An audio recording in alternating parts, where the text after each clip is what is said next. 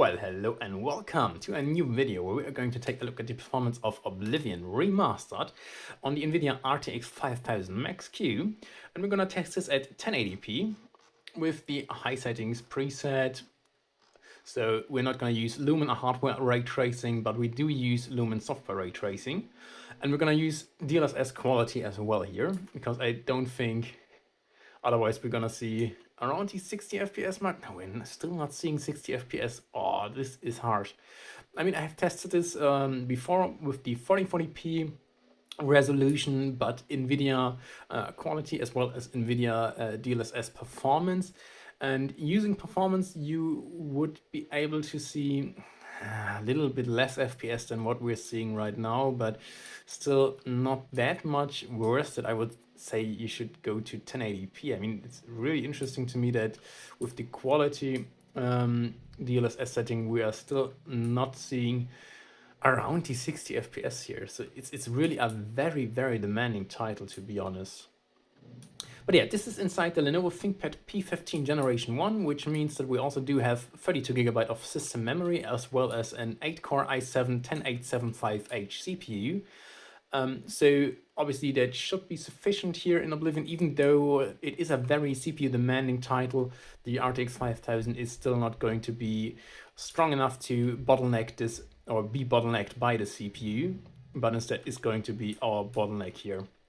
Yeah, even though it is the 90-watt version, so it is the strongest MaxQ version of this GPU, and it is obviously the professional version of the RTX 2080 Super, you will probably, or not probably, you're definitely going to see better FPS when you are playing on a 2080 Super in something like a Lenovo Legion, due to the fact that obviously that one will be optimized for gaming and will also be able to draw a lot more power than what we're seeing here. So yeah, it's still a fine experience and still definitely playable in my opinion, but yeah, we can see hard stutters here as soon as we're loading in new areas, and I'm fairly curious why we are not seeing a higher VRAM usage here, because when playing this on my 6900 XT desktop system, I'm actually seeing something around 11 GB of VRAM allocation, and definitely a lot less stuttering than what we're seeing here. And I guess if that would be the case here as well, we would see less stuttering here in this game and on the system too. So yeah, that obviously does kind of suck, but that is what Oblivion was like when it was originally released a few years, or a few more years ago, I guess, as well, because every time you load in a new area, it's going to stutter for a little bit.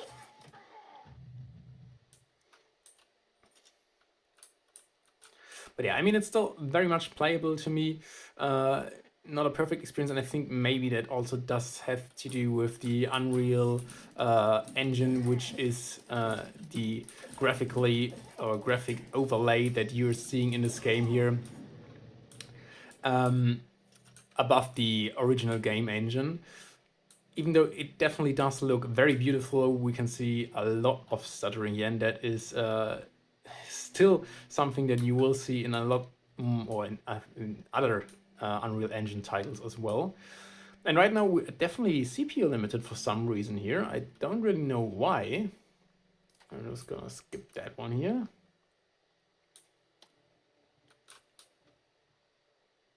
I mean, why are we CPU? I mean, obviously it is a very CPU demanding title, but it's really interesting to me that even at 50 FPS, but yeah, I guess with the Ryzen 7 5800X3D, you usually don't see these kind of CPU bottleneck problems, but yeah, with an older Skylake architecture CPU, you're probably going to, especially if it's only going to run at 25 watts, which this one is here right now.